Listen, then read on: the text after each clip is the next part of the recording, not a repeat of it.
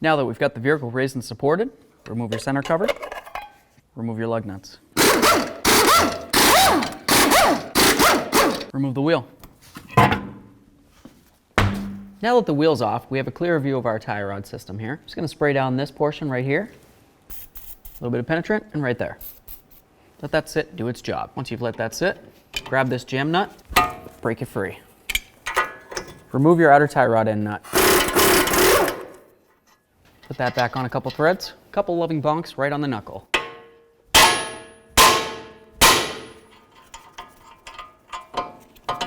Remove the outer tie rod end and count the amount of turns. 1, 2, and so on. Install your outer tie rod end. 1, 2, and so on.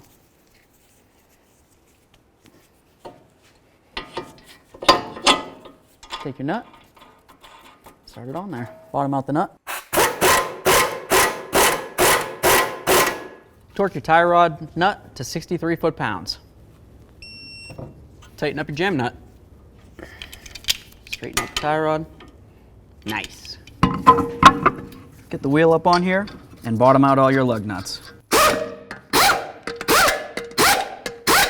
Now when it comes time to torque the lug nuts, there's two things to remember, whether you have the regular charger or if you have the police edition. If you have the regular, you're going to torque these lug nuts to 110 foot-pounds.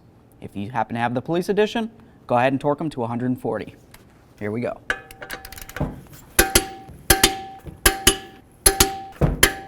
Torqued. Grab your cover, give it a loving bonk and a shake.